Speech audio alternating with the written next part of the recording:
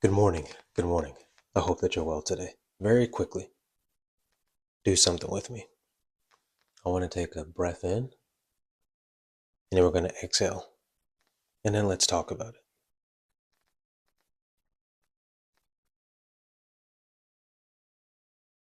it. Exhale.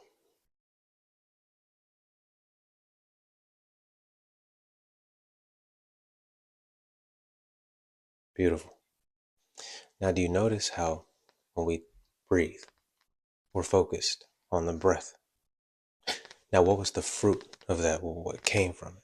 Just one breath. If one is aware, he or she will see that it's peace. Have you noticed many spiritualities and philosophy and even the military talk about going within? The reason why is because the more time that we spend within, y'all, this is 10 minutes a day, 5 minutes. If you can't do that, 5 to 10 minutes of just pure silence, eyes closed, focusing inward.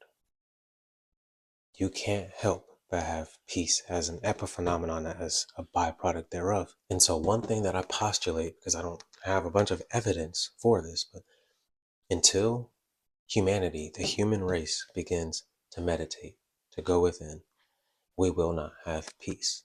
Sure, you can pass legislation and compel people by force de jure to literally do what you want, but that's not going to change the heart. We can go into a conflict militarily and win said conflict or war, but that's not going to change the hearts of the people, the minds of the people. What it takes is an internal awakening, which is not an awakening, but rather a remembering.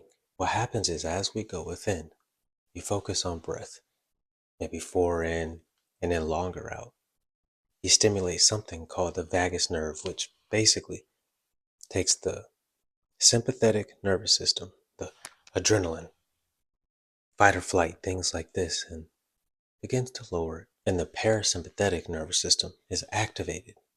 This is rest, peace. That's what we feel. Too many of us are way too attached to things out here, to our jobs, to our identities, to our race, to how much money we have, to who we come from, to what state we come, to our nationality, to what we know, to our degrees, to assets we own. Yo, this is all accidental, meaning in Latin, ad, meaning to or towards, cadere, meaning to fall, because it's the things which fall upon the true essence, meaning the being.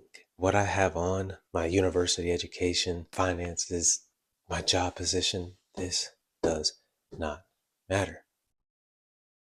As a matter of fact, it's actually what creates more and more division, because now we're creating categories. But when we go within, you realize none of that matters. It's an experimental thing. I can't just tell you about it.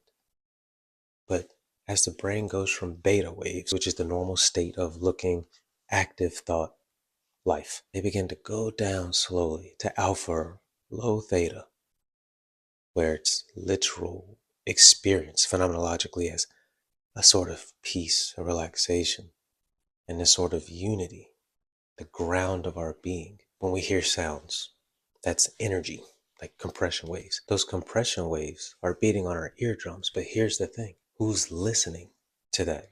We receive energy, photons, electromagnetic waves, which goes again to thalamus, visual cortex, prefrontal cortex, where it's processed. But who's watching that? In the same way your phone is receiving sounds and you hear it, but you are hearing it from the hardware. The same with your screen. It shows things, light, but who's watching that light? You. So this is the hardware, but that observer inside observing, that is your true essence. Let's just go through some examples here. Yeshua, Jesus, said to go within. Well, actually, he said, seek ye first the kingdom of God. Tambasalean tutheyu, the kingdom. Where is that kingdom? Well, God said that he would put his spirit, ruach, inside of man. That's that divine spark, that spirit. breath. Note that in the New Testament, that's translated as pneuma, which is spirit, breath. It's the set apart divine spirit.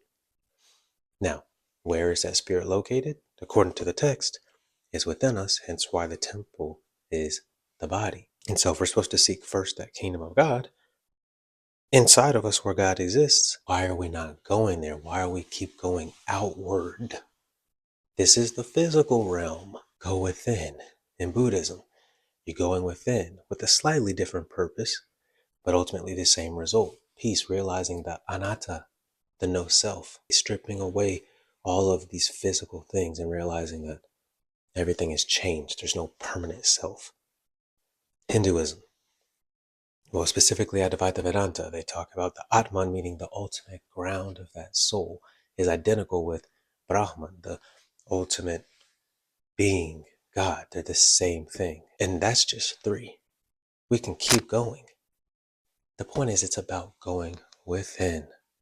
And from that state of peace, there are epiphenomena, there are byproducts.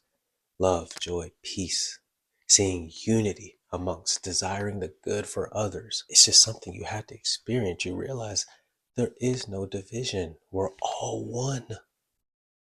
Think about this. If there are three waves in an ocean, there's not three waves. There's three excitements of energy in the same ocean. We're all one. Literally, if you look at the physical realm, quantum fields, keep going back far enough to the beginning of the universe, you'll see everything is a unified. Unity is the default, but in the physical realm, things get divided. Y'all, let's stop the division. The human race can unite, but it's going to take us beginning to go within and knowing who we truly are. And then holding that and carrying it into the physical realm where it's about love and truly caring about others and seeing them as the same ground of consciousness that you are. There's no difference. So again, I postulate that until humanity goes within, we will not have peace. So I encourage you, just spend some time, 5 to 10 minutes in meditation. Go within again, 4 in, 5, 6 out. And just do it for a week and see what happens. Spread love, y'all. Embody love. And may we bring peace on this earth and better humanity, not just for us, but for the benefit of the planet, all the animals, everything. You know, y'all, let's just live the way we were meant to, because we have been so alienated from our true essence. I'm ranting now. Go within.